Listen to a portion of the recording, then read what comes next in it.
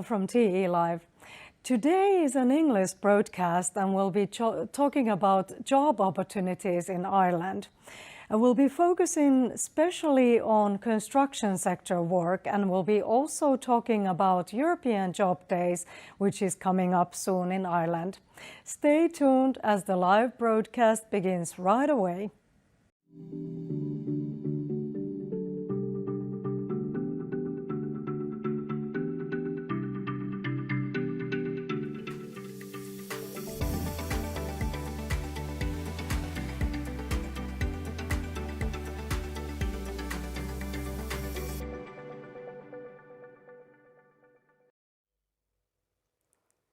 Welcome to watch this TE live broadcast today. So Ireland has been a member of European Union since 1973, and Ireland has about the same population of people as we do here in Finland. Now Ireland can offer great hiking trails with excellent views and really nice scenery and really nice rocks and everything else you can imagine. And today we'll be looking at the construction industry in Ireland, because this has a lot of jobs to offer, a lot of different possibilities all over Ireland. And so chat is open, and there we have two EURES advisors, one from Finland and one from Ireland. And also we have two different companies on construction industry, and these entrepreneurs will also put their links on the chat, and they'll be following the conversation as well. So please choose a nick for yourself and write completely anonymously. We'll also take a look at your questions at the end of the broadcast a little bit there. So I interviewed earlier this EURES advisor, Audrey McPartlin from Ireland. And let's now watch this interview we did earlier, and let's see what she has to say. Hello, Audrey, and welcome to the broadcast of TE Live. Hello, Elise. Thank you so much for inviting me. I'm delighted to be here. It's very nice to have you on this interview, and let's begin with these questions that I had in my mind. So what is the current situation in Ireland on the construction sector, on the work? Like, how much are there jobs available? Well, to start with, there is a big housing crisis in Ireland, and so there is a big demand for housing, and so there is big demand for people to work in the construction sector. And this has been this situation for the last number of years. So we are very actively recruiting people to come to work in Ireland in the construction sector. Yes, and those kind of jobs are also available for foreigners. So you're also looking for people to Ireland coming from foreign countries. Of course, we are welcoming people from all over Europe and beyond to work in the construction sector in Ireland. If they have the qualifications and the skills to do the job, employers are interested in speaking with them. Yes, and we will go to the qualifications a little bit later here, but let's first talk about a little bit about the practical things. So if a person from Finland, let's say, would like to come to Ireland to work, and if they start thinking about these work permits and such practical issues, so what are the differences from European Union citizen and then someone who has European Union nationality, for example, from a country like Finland? So what are the differences with the work permit and all those such issues? The only people that we look for work permits from are from people who what we would class as from third countries who are not part of the EURES Union or the EU Union or any of what we are part of. So it's if people are from outside of that, they need a work permit. But for anybody that has EU citizenship or an EU passport, they don't require a work permit to work in Ireland. Okay, so let's say what if someone comes there from Finland, so inside of European Union, do they still need to, if they don't need the work permit, but do they need to register themselves as a worker, as working in Ireland? They don't have to register as working in Ireland, but once they come to Ireland to work, when an employer takes them on, they get registered so that they can have a PPS number, and so it's recorded then that they are in the country because they are working at that time. So the PPS number is their personal number. It means that that's used for whether person needs taxation or accessing health services. It's your individual identifying number, and that's your PPS number is a very valuable number. Okay, that's good to know. And what about these other practical things if you're thinking about, for example, a Finnish person settling down in Ireland? So how about if he or she is looking for apartment? Can employers help in such things as finding apartment? We find, especially now, because we have such difficulties with housing, we are relying on employers. If they look to hire somebody from outside of Ireland, they know that that person is going to need assistance to find accommodation because it can be difficult in certain parts of the country. So we are relying on the employers to also assist. And some employers have accommodation for, to get people started in the job before they move them on. Once they are there a couple of months, then hopefully they will have found their own accommodation by then. But as I say, accommodation can be challenging. There is accommodation available, and we do rely on the employers to help where possible. Okay, and so what about taxes and all these kind of payments that go from the salary? Do they collect taxes automatically and possible Yes. insurance costs or these kind of things from the salary? Yes, when a person in Ireland is working, all the deductions are made by the employer. So whether it's for the taxation or your PRSI, which is your pay related, that's your social contribution, all of those are deducted at source by your employer.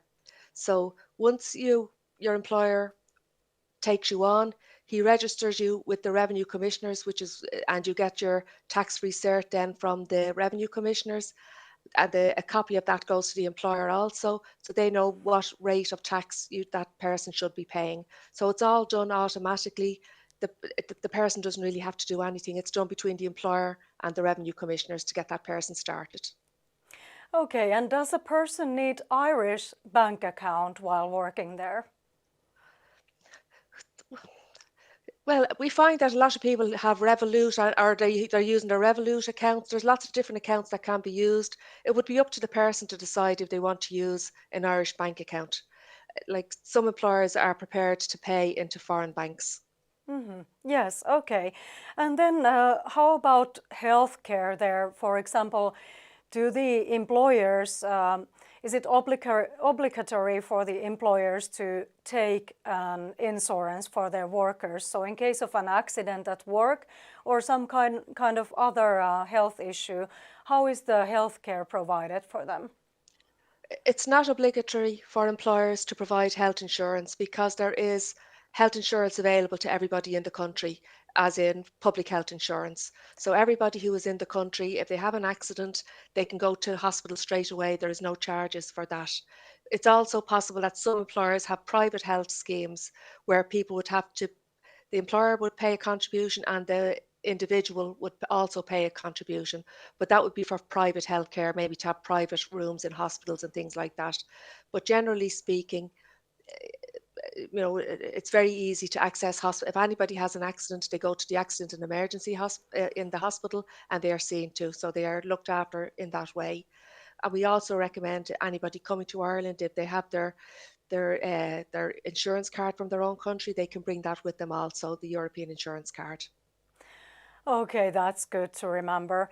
And now if we go to what you said earlier about the qualifications, how is it with, let's start with English skills, like you obviously don't need it as a native language, but how well do you have to speak English to be able to work there? I would say it depends on the job. So some jobs are, you don't might not need to speak too much to be able to do the job. But if you are working as I suppose, a site manager, if you were working as a quantity surveyor, if you're working as an engineer, any certain jobs, you would be able to need to read and write and speak in English because most of the documents would be in English. So as I say, it would depend on the job, and the higher level jobs are generally the ones that you are going to need English because your documentation will all be in English. So that will be vital that you speak English. Yeah, and what about foreign qualifications such as education from the construction sector? Is that needed in all the jobs, or is there some jobs that you can also come if your education is not completely done? What I would say is that for many jobs, for example, the higher level jobs, maybe as an engineer or a mechanical engineer, electrical engineer, site manager, they would all have qualifications at level 8 or possibly higher, which is the equivalent of a degree. And there's options available where people can get their qualifications verified. In Ireland, then for I suppose roles such as carpenters and electricians, things like that, they would have a level 6, and it would be a certified level on our education system as well. So generally what we look for is people to have their qualifications from outside Ireland verified so that the employer knows whether the person's qualifications are of equal, higher or lower level than they require. But there is the option there to get your qualifications verified.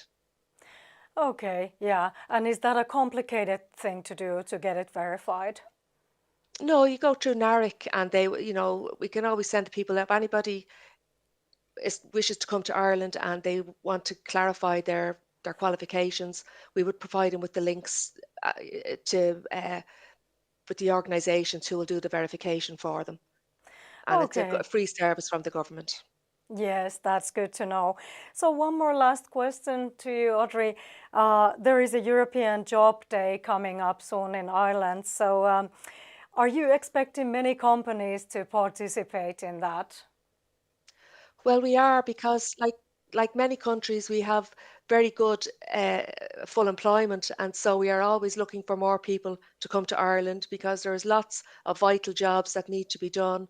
So many employers are very happy to look from outside Ireland to find their ideal candidates for the roles, because obviously we need the jobs to be filled so that we can make progress here in Ireland also. Great. Thank you so much, Audrey, for participating TE Live. Thank you. And can I just say, for anybody who does come to Ireland, there would be a Céilt Míle Fáilte, and that's the Irish for 100,000 welcomes. So we look forward to seeing anybody from Finland come to Ireland. Thank you. That's good to hear. Thank you so much. Now, also, I have interviewed earlier Fiona Flaherty from a company called Coffee Group, and soon we will hear what she has to say. But I will just first say a little bit about this European Job Days coming up on 7th of November. So there are several companies from different like construction sector companies, and several different companies of those are going to participate in European Job Days. So you should keep that in mind, and we'll soon also see information about that.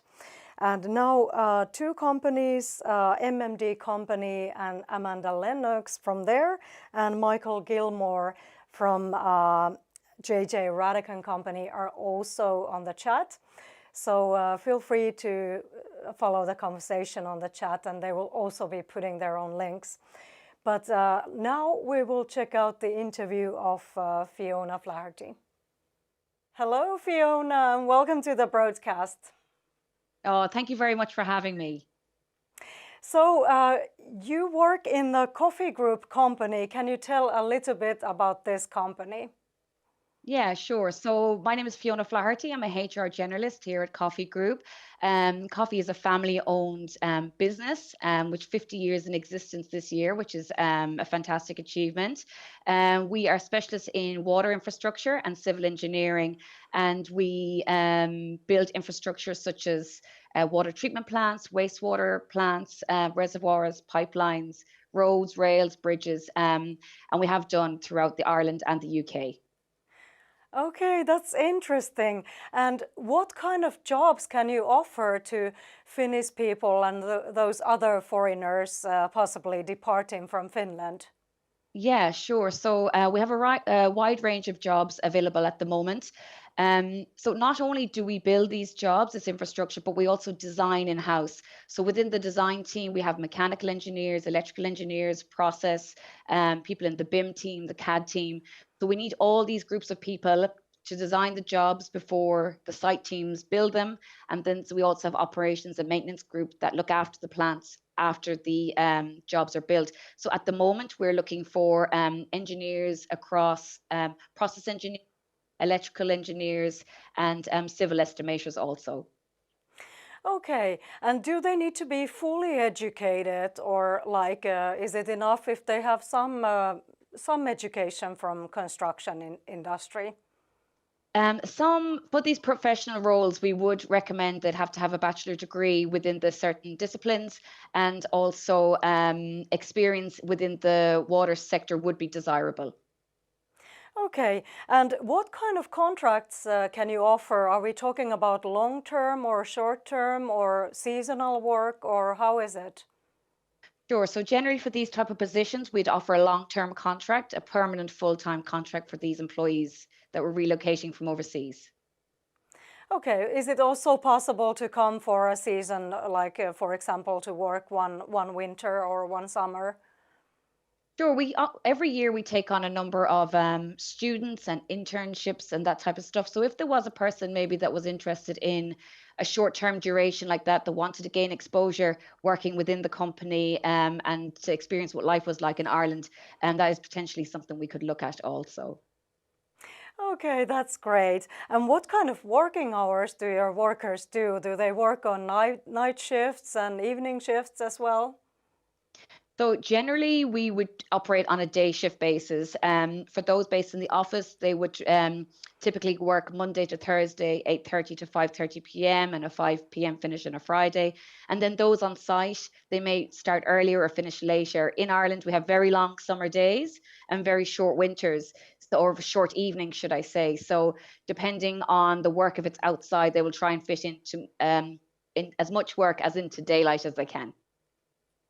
Okay, and what would the salary be like? So all our professional salaries will be paid in line with the market and industry rates, and they are competitive. And compensation reviews are conducted regularly, and all our labour rates, again, are paid in accordance with the construction SEO rates. Can you also possibly help on finding apartment if we think that people from Finland would come there to work, and what if they have problems on finding apartments? Yeah, sure. So we have had a number of employees relocate from overseas, and although there is an accommodation shortage in Ireland, we have assisted many employees to find accommodation. So we conduct searches on the local search engines, but we also have contacts within the property industry here. So often we would go to view the properties, take videos, photographs, send them back to the employee, and to make sure that they found someplace that they were happy with and in a location that suited them for work. So our teams are well equipped to look after people that are relocating from overseas. That's so good to know. And do you still have a few more words to say to those? How do you want to welcome those who are participating European Job Days this year? Oh, listen, I just wish everyone the best of luck. There is so many opportunities out there at the moment. And if whatever company you may find employment with, just there is so many opportunities for progression and development now. And that's something that we would advocate too. So just wish everyone the very best of luck. Thank you so much, Fiona. Thank you for participating in this interview. Uh, Thank you for having me. Now, as Fiona mentioned there, those collective labor agreement salaries. So let's put a little bit graphic on the screen and let's look at these salaries. So remember that these are just examples. So these are according to the collective labor agreements, and of course they vary a great deal depending on which company you work for, but these are, according to the collective agreements. And there where you see these categories of the workers, for example, those bricklayers and stone layers. On that class, there are also stone cutters, wood machinists, slaters, and tilers. And then on the other sector there with scaffolders, those also include steel fixers, crane drivers, and heavy machine operators. And then we have a special class for those who are entering this sector for the first time, and then those skilled general operatives.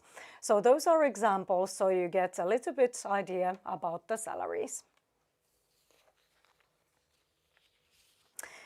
Okay, now, and so let's go on with another topic here. And we're moving a little bit towards the European Job Days, which is coming up. And I think I have said that about the millionth time, but it's really a great opportunity to meet up new employers and new companies. So let's first watch a little information video about the European Job Days, and after that we will interview Finnish EURES advisor Jenna-Maria Pasanen. What is an EOJD? European Online Job Days is an EU initiative run by the EURES network through the European Online Job Day platform. The goal is to match job seekers from one European country with employers from another through on-site and online recruitment events across Europe for free. If you are a job seeker, you can search for jobs across Europe in a variety of sectors. Upload your CV, apply to job offers, and schedule interviews with employers. Thanks to the live-streamed presentations and video chat tools, you will be able to attend an event from your own home or office. If you are an employer, you will be able to attend multiple job fairs, publish your job vacancies, get access to thousands of CVs, and invite suitable candidates to an online or on-site job interview on the day of the event. Whether you are a job seeker or an employer, create your free account now and take advantage of the next European Online Job Day. Every year, there are around 35 EOJDs organised across Europe that give you the chance to find work anywhere in Europe. Search, find, match.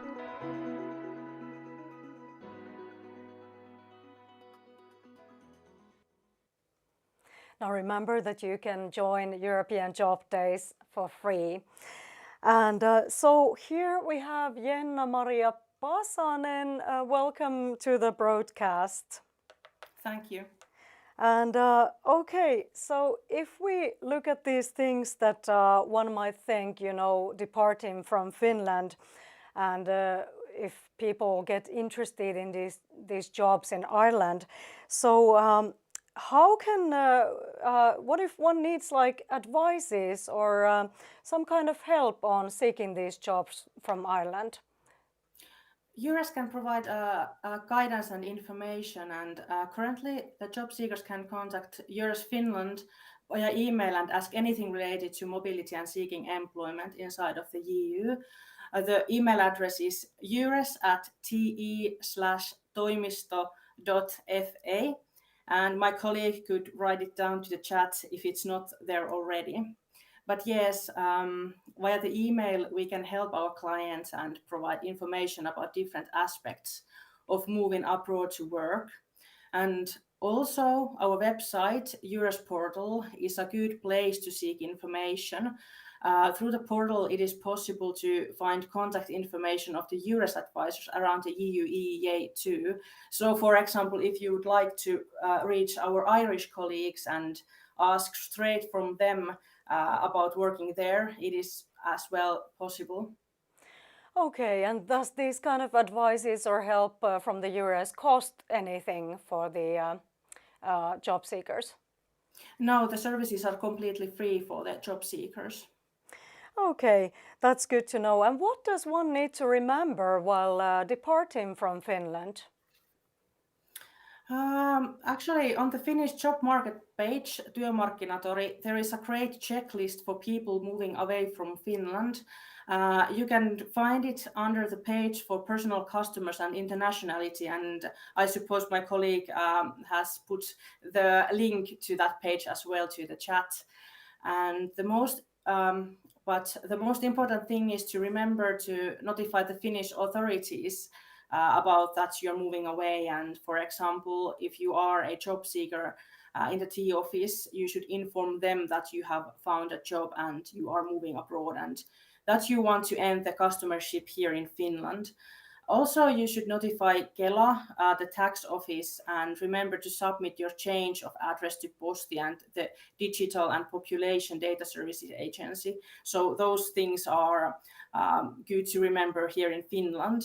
But another important thing to remember is that as Ireland is not a Schengen country, it is very important to have a valid passport and keep it with you when you move there. Yes, that's true. And okay, so thank you for these answers, and let's look at the questions that we have on the chat a little bit now. Okay, so as I said earlier, there has been some specialists already answering to some of your questions, but we will just take a look at some of them. And there was a pre-sent questions, and there was a guy Mikke asking something in Finnish, and I will now translate these in English because these jobs do require some English skills, so I will translate them. So Mikke is a 25-year-old, and he's been on the construction industry a lot, and also doing landscaping from 13 to 25 years, and also this year having like a summertime vacation, but working all that vacation. So I think, Mikke, if you feel like you would want to go to Ireland, I think you should definitely seek for these jobs. And also Musakan asking about how to fill in these applications. Well, there are these entrepreneurs on the chat, so feel free to look at the chat. And there should be some contact information also for these employers. Plus, if you go and participate on this online event, European Job Days, there are several different companies that you can contact as well.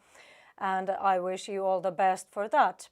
And then how about Jaska? He's asking about if there are any age limits of these, because he's 61-year-old. So what do you think, Jenna-Maria? As far as I know, there is no such age limit, so you are welcome to apply, and it's always good to apply. I don't think that they have any age limits there. Yeah, and there are still so many available jobs in Ireland, so I think a 61-year-old is not that old. I mean, he still has many years to be able to work. So yeah, go for it.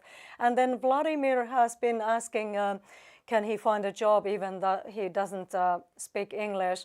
Well, this was mentioned also before, that you do need to have some English skills for these jobs. And so we'll keep the chat open a little bit longer so that you can still write some questions, and they will still be answered even after the broadcast, a few minutes. Thank you for your questions. Okay, now, so thank you, Jenna-Maria, for participating on this TE Live broadcast. Thank you. Yeah, it was great having you there, and you have a good day. Okay, now, and so we thank you very much for watching this broadcast today, and I'm delighted to have you there all online. And do not hesitate to contact EURES if you need any help or advices while applying jobs from foreign countries. And also, I still one more time tell you to participate in this free online event, European Job Days, coming up on 7th November.